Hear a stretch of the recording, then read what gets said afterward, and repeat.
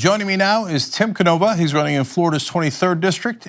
You might remember the name of the incumbent in that district. Her name is Debbie Wasserman-Schultz.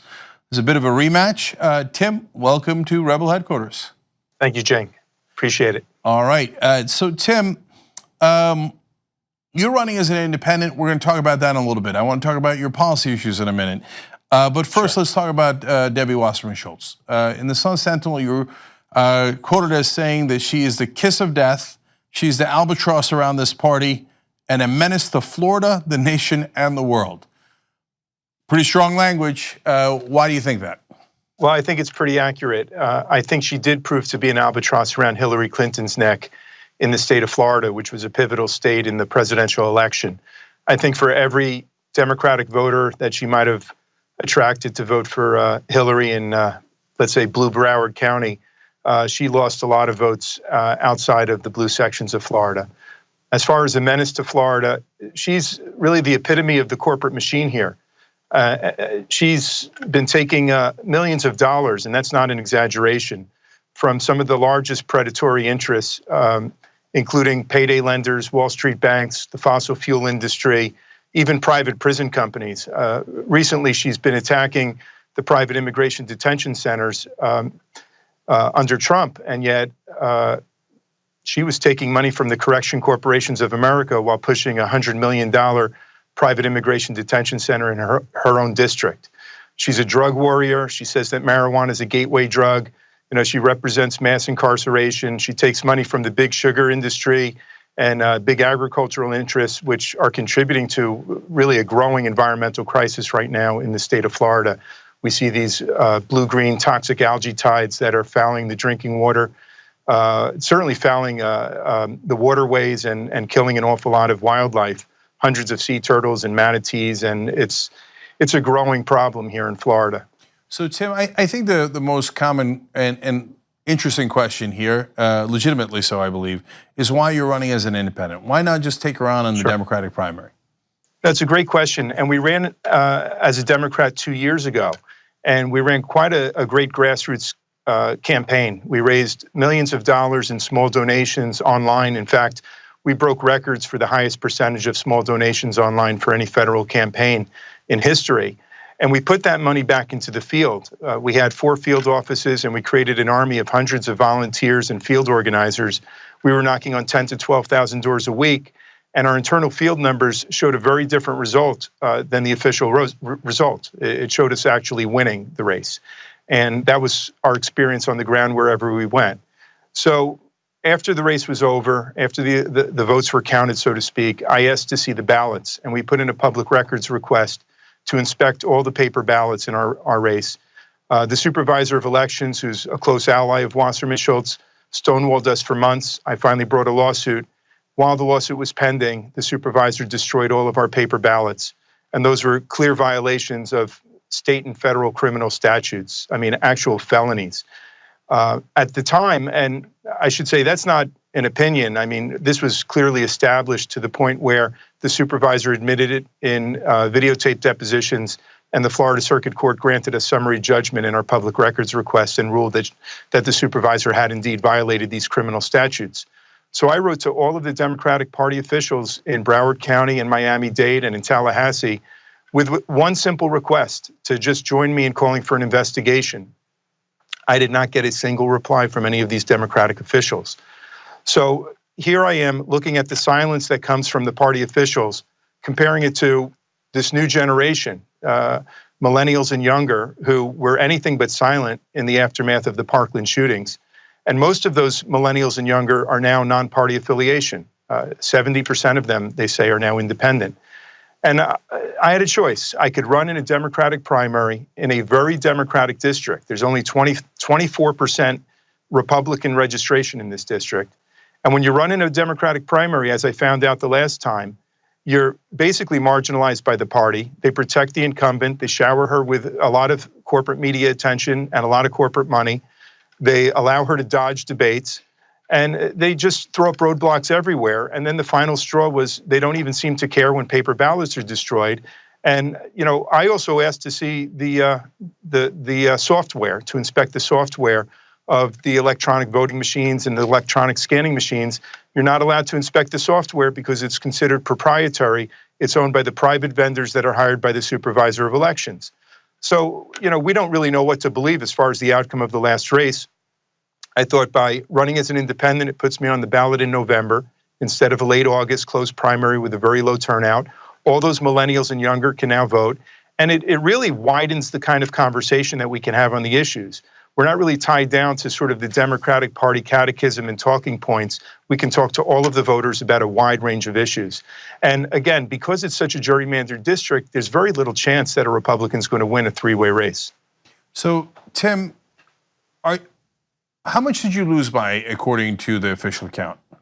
According to the official count, 13 percentage points, about 6,000 votes. Yeah, so do you think that there's really some chance that they just stole it?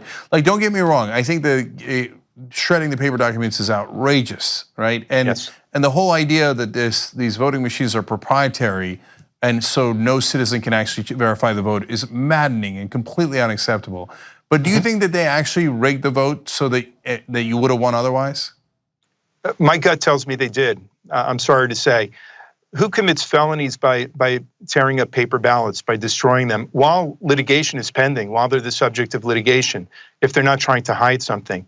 Our internal field numbers, based again on 10 to 12,000 door knocks a week and 2 to 3,000 phone calls a week, where we would rank the voter engagement in the Van voter database, it showed us running away with it. It wasn't even close at the end. And all of the early voting sites and election day sites that I went to, it was the same experience that I had and that many others did. I got to tell you, Wasserman-Schultz's name recognition is very high, like it is all over the country. But even here in this district, I think her name recognition works against her at this point. So, if it's possible to either hack these machines or to manipulate the software of the machines to get a desired outcome, well, why wouldn't they do that if they could get away with it so easily? So the one thing we most certainly agree on is that they should not be able to get away with it, whether it's in the middle of Kansas that just happened a couple of weeks ago or any other race. We should not have private companies running our voting machines and then telling us we're not allowed to verify them. That is obvious. Agreed. Unfortunately, it's not obvious to anyone actually running the elections. So let's talk about your policy issues real quick. I did not know that you picked avocados on a kibbutz in northern Israel. That's fascinating. I did. Yeah, but are you questioning the U.S. support for Israel, and if so, how? Well, I was critical of Israel's firing into Gaza with live rounds, and Wasserman-Schultz has not uttered a word of criticism of Israel. I must say it's painful for me to reach the conclusions that we have to put some pressure on Israel and the Netanyahu government. I did work on a kibbutz when I was in my early 20s, and I've been back to Israel half a dozen times. I come from a blended family with a Jewish stepfather, grew up in a neighborhood that was very Jewish. And from the very first time I went to Israel, I felt a strong affinity for the Israeli people. But I do think it's important to separate one's affinity for people of a country with the actual government policies.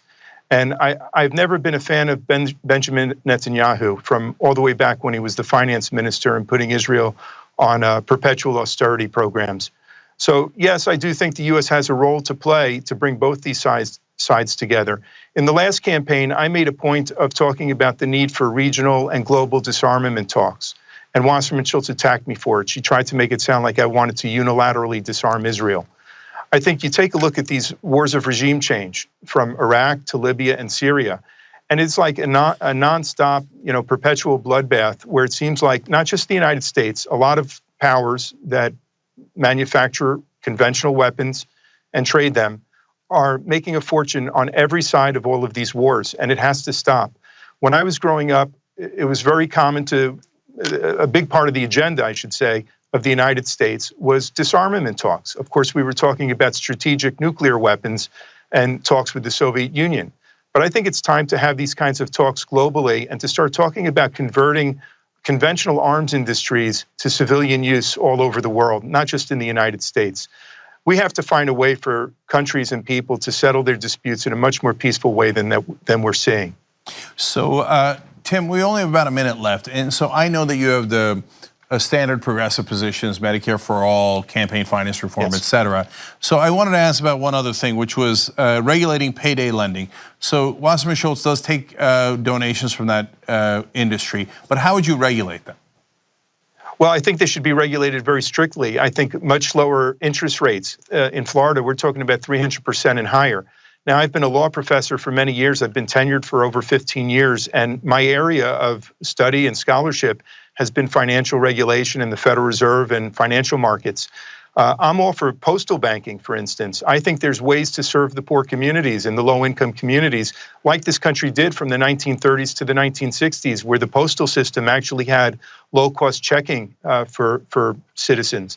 We should be moving in that direction. Public banking is a great alternative to predatory payday lending. I don't think there's really a place for that kind of exploitation of very low-income folks the way Wasserman-Schultz apparently embraces.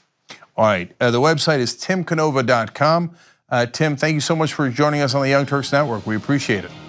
Thank you for having me on.